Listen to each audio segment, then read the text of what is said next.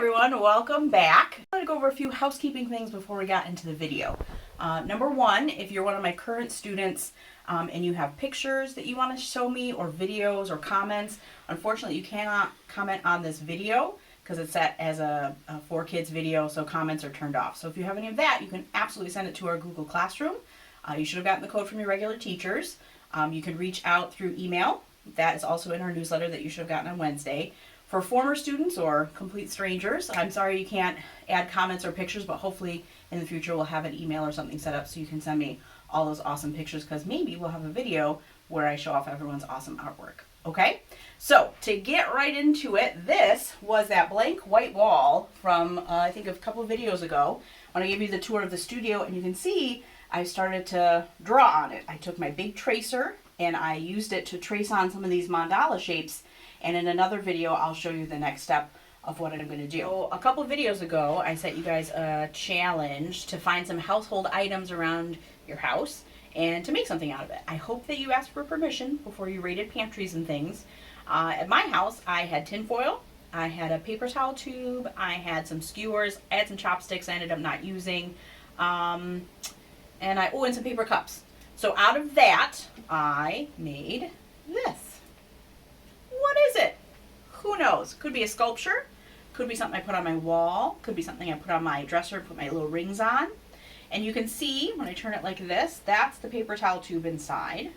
And all I added to all those supplies was tape and Sharpie markers, and I might have borrowed a nail from my husband's workshop downstairs, because these skewers, after I got done coloring them all, I wasn't sure what I was going to do with them, so I just colored them and started playing around. I knew that even though it was pointy, it wasn't necessarily going to poke through the cardboard, so I used that nail to carefully poke some holes. And then I wasn't sure, was my skewers going to go up and down like this, like this? I thought diagonal was kind of a cool idea, and I can look inside the tube and get it right back where it needs to be. And I was a little bit smart because I made the pointy ends kind of point downward so I wouldn't hurt myself, because you know Mrs. Brody sometimes a klutz, right? And then the paper cup, I noticed that it was the same size as a paper towel tube. So what I did was took the cup and I followed the designs that were on the edge. It had sort of this triangle-y diamond design. So I used purple, green, and blue, which are what kind of colors? Cool colors. I did that on the outside, and then on the inside I used orange and red and yellow, which are warm colors, because I wasn't sure how I was going to use this yet. Was it going to go on top? Was it going to go on the bottom? I decided on the bottom just to give it some extra stability. And then the tape, all I used the tape for was to kind of reinforce where the tinfoil overlapped. And that's it. Just a few supplies, and I got this weird, kooky little thing. I could turn it into a game. Maybe we drop marbles down into it. Maybe I would put something on the end so they weren't so sharp, and then it could be a toy for my cat. Who knows? But I was just experimenting, and I made an ishful piece of art. So if you have an ishful piece of art that you want to show me, like I said at the beginning of the video, you can send it through Google Classroom or our school email. Unfortunately, if you're anybody else, I'll try and figure out a way, but I'm looking forward to see what you guys made. I hope you had fun when you did it. Right. So I thought we'd end our video today with a story, and it has a great message. I think that it's a great book to think about during this time when we're kind of separated from our friends and we only get to see each other through our screen. Wilfred is the name of the story. It's by Ryan Higgins, and you can tell already there's kind of a big monstery thing going on the front. That is Wilfred, and then there's a little boy, okay? And I love that he kind of put an illustration even before we get into the story. So when you look at Wilfred in these pictures, he doesn't look like a big scary monster to me. He looks like kind of a wimp. I think he's scared of that tiny little thing. Let's see. Our story begins in a faraway place where there once lived a lonesome giant named Wilfred. Wilfred was humongous and hairy, and the thing that he wanted most of all in the whole wide world was a friend. One day, Wilfred came across a little town with little people in it, and these little people were very unusual. They didn't have a single hair on their heads, not even the ladies. In this odd little town, there were little bald children playing. Wilfred wanted to join them. So he did, and they all ran away. all except one brave little boy who said to the big hairy giant, "Sit!" And Wilfred did. Said the boy. "Stand on one foot." And Wilfred did. "Play golf." And Wilfred did. "Play the ukulele." And Wilfred did. "Do my math homework." And Wilfred did. "Reenact the Battle of Waterloo." And Wilfred did. The little boy and the big hairy giant had so much fun that they decided Wilfred would come back the very next day. Meanwhile, the little bald townspeople watched as the big hairy giant lumbered away. They wanted hair too.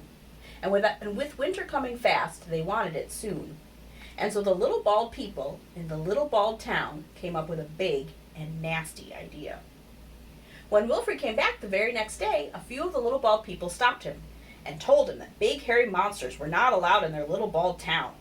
If he wanted to visit, he'd have to stop being big or stop being hairy, and since Wilfred couldn't stop being big, the only thing left for him to do was to stop being hairy. And so the little bald people said he should let them cut off his hair, and Wilfred did. Without his hair, poor Wilfred was too cold to play with the little boy. Instead, the big hairless giant went back to his cave. Winter came early, and the snow piled up on the ground while the little boy waited day after day for the big hairy giant to return. But Wilfred did not come back, and the little boy couldn't understand why. Until one afternoon, trudging back into town, he was met with a big hairy surprise. Some of the little bald people in his little bald town were not bald anymore. They had wigs. When the boy asked where they had gotten all that hair, they replied, just some big hairy monster. Oh no! Without his hair, the giant would freeze, and the little boy had to help him. So he ran back home where he made giant mittens out of his blankets.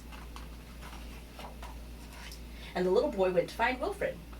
That night, a blizzard rolled in with great blustery gusts and tossed the boy about like a little bald snowflake and carried away his giant mittens. In the face of disaster and danger of frostbite, the boy tried to stay calm.